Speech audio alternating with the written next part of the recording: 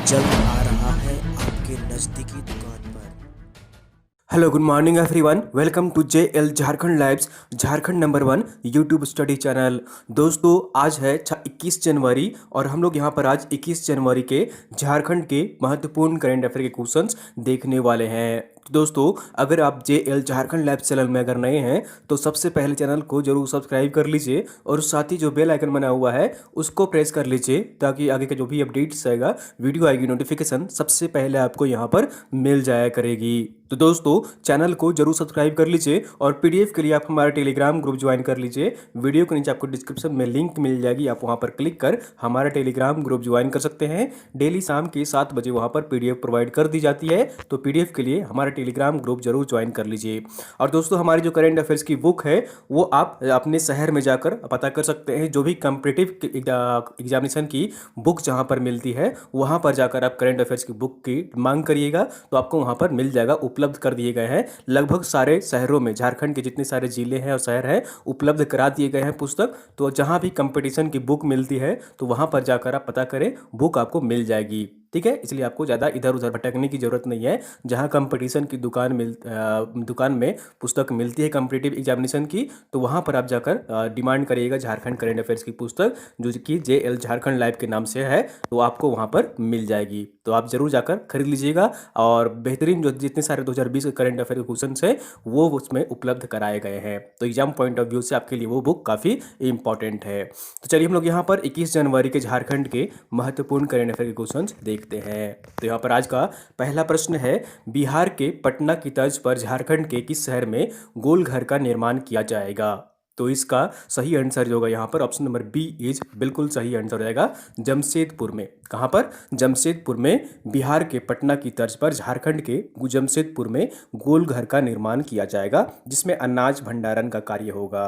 तो option number B is बिल्कुल सही आंसर हो जाएगा। चलिए हम लोग यहाँ पर पूरी डिटेल्स में देख लेते हैं। तो बिहार के पटना की तर्ज पर झारखंड के जमशेदपुर स्थित बागबेड़ा वायरलेस मैदान में चावल स्टॉक भंडारण के लिए गोल घर बनाया जाएगा। कहाँ पर बनाया जाएगा? बागबेड़ा वायरलेस मैदान है, जमशेदपुर में स्थित है, तो वहाँ पर चावल स्टॉक भंडारण के लिए गोल घर बनाया जाएगा। वह भी एक नहीं बल्कि 2 गोल घर बनाया जाएगा। कितने बनाए जाएंगे? कुल 2 गोल घर बनाए जाएंगे और इसमें बागबेड़ा वायरलेस मैदान में गोल घर और बीएनआर तालाब मैदान में खाद्यान्न की लोडिंग अनलोडिंग के लिए बड़ा शेड नुमा बड़ा यार्ड भी बनाया जाएगा। ठीक है, तो एक जो है यहाँ पर बागबेड़ा वायरलेस मैदान में बनाया जाएगा और दूसरा जो होगा वो यहाँ पर बीएनआर तालाब मैदान में खाद्यान्न की लोडिंग अनलोडिंग के लिए बनाया जाएगा। इसके लिए रविवार को टाटा रेल प्रशासन और एफसीआई रांची की टीम ने संयुक्त रूप से बागबेड़ा वायरलेस मैदान एवं बीएनआर तालाब का ज्वाइंट सर्वे किया है। ठीक है, तो यहाँ पर सर्वे किया गया है और यहीं पर जो है वो यहाँ पर जो है गोल घर का निर्माण किया जाएगा। वो भी एक नहीं बल्कि 2 गोल घर का स्थापना की जाएगी, वो भी जमशेदपुर शहर में। तो ये चावल के स्टॉक भंडारण के लिए यहाँ पर गोल घर का निर्माण किया जाएगा, स्थापना किया जाएगा। तो ऑप्शन नंबर बी इज बिल्कुल सही आंसर हो जाएगा, जमशेदपुर में इसकी स्थापना की जाएगी गोल घर का।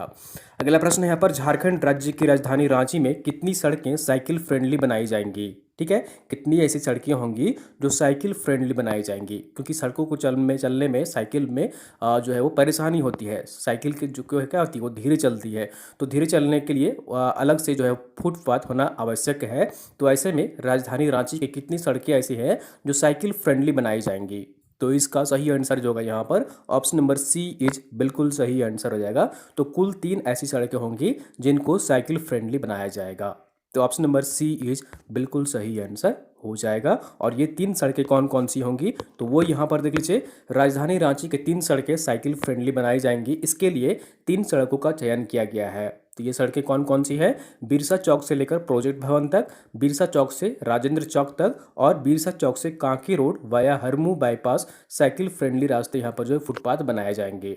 तो इन तीनों ही रास्तों का चयन किया गया है। राजधानी रांची में साइकिल फ्रेंडली जो यहाँ पर सड़कें बनाई जाएंगी। इन तीनों मार्ग पर पायलट प्रोजेक्ट के तहत टेस्टिंग के लिए कदम उठाने की प्रक्रिया तय की जाएगी और इसके लिए राज्य में हरि विकास एजेंसी की ओर से इसका चयन किया गया है। तो राजधानी रांची में कुल 3 सड़कें होंगी जो कि साइकिल फ्रेंडली बनाई जाएंगी।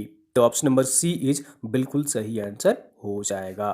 चलिए अगले प्रश्न की ओर चलते हैं और अगला प्रश्न है यहाँ पर झारखंड राज्य सेवा देने की गारंटी अधिनियम 2011 के तहत 3 विभागों की कितनी सेवाओं को समयबद्ध की मंजूरी प्रदान की गई है। तो हाल ही में राज्य सरकार द्वारा झारखंड राज्य सेवा देने की गारंटी अधिनियम 2011 है, उसके तहत 3 विभागों की कितनी सेवाओं को समयबद्ध की मंजूरी प्रदान की गई है।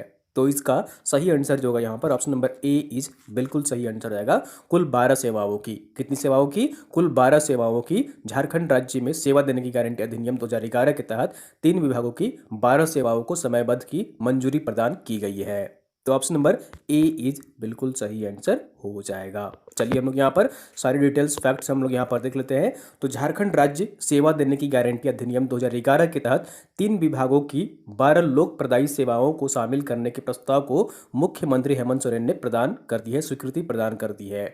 ये 3 विभाग जो है वो उत्पाद एवं मद्य निषेध विभाग की 9 सेवाएं हैं, ऊर्जा विभाग की 2 सेवाएं हैं और उद्योग विभाग की 1 सेवाएं हैं। तो कुल जो है यहाँ पर 12 सेवाओं को यहाँ पर समय पर उपलब्ध कराने के लिए यहाँ पर जो है वो स्वीकृति प्रदान कर दी गई है। लोक प्रदाय सेवा को इस अधिनियम में शामिल किया गया है। इन सभी सेवाओं के लिए नाम निर्देश पदाधिकारी, प्रथम अपीलीय प्राधिकार, द्वितीय अपीलीय प्राधिकार और उनके लिए निर्धारित समय सीमा का किया गया है प्रावधान। तो सभी जो है यहाँ पर ये जो 12 सुविधाएं होंगी वो समय सीमा पर उपलब्ध कराने होंगे, मुहैया कराने होंगे आम जनता को। इन सभी सेवाओं को झार सेवा अभियान के तहत शामिल किया जाएगा। झार सेवा अभियान की शुरुआत मुख्यमंत्री हेमंत सोरेन ने राज्य सरकार के 1 वर्ष पूरे होने के अवसर पर 29 दिसंबर को इसकी शुरुआत की थी। इन सभी सेवाओं को ससमय आम नागरिकों को उपलब्ध कराने होंगे, अन्यथा विभाग एवं अधिकारियों पर कार्रवाई करने का प्रावधान किया गया है। तो ऑप्शन नंबर ए इज बिल्कुल सही आंसर हो जाएगा। तो कुल 12 सेवाओं के लिए यहाँ पर जो है समय सीमा तय की गई है और इसकी प्रस्ताव को मुख्यमंत्री हेमंत सोरेन ने मंजूरी प्रदान कर दी है।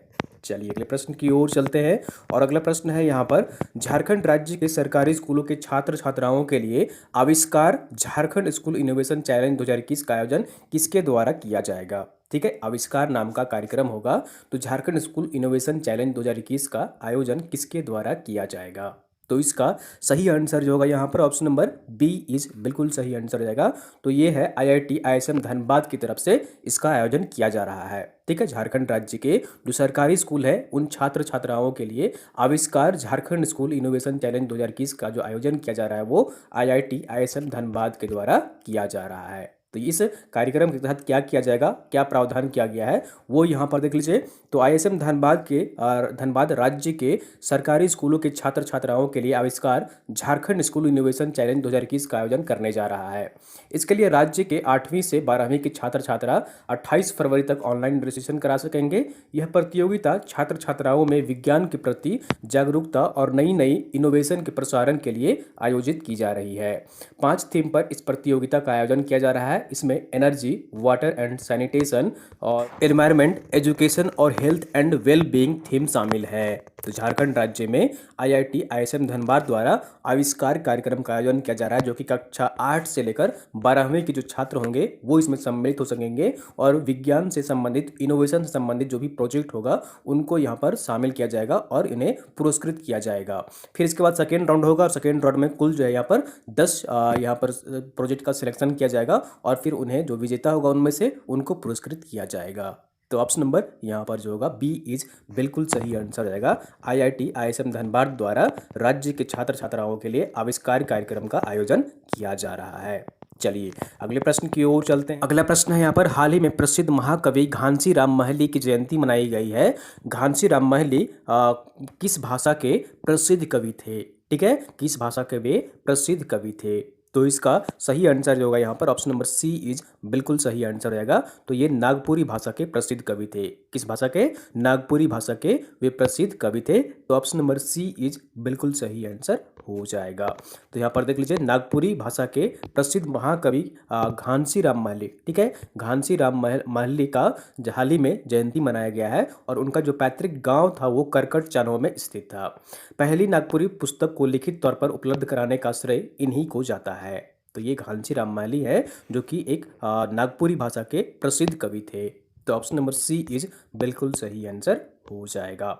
अगला प्रश्न है यहाँ पर 5 फरवरी से शुरू हो रहे भारत और इंग्लैंड के बीच टेस्ट में झारखंड के किस क्रिकेटर का चयन अंतर्राष्ट्रीय भारतीय टेस्ट टीम में किया गया है। ठीक है, 5 फरवरी से भारत और इंग्लैंड के बीच में टेस्ट मैच का शुरुआत हो रहा है, तो इस टीम में झारखंड के किस खिलाड़ी का चयन किया गया है। तो इसका सही आंसर जो होगा यहाँ पर ऑप्शन नंबर ए इज बिल्कुल सही आंसर हो जाएगा।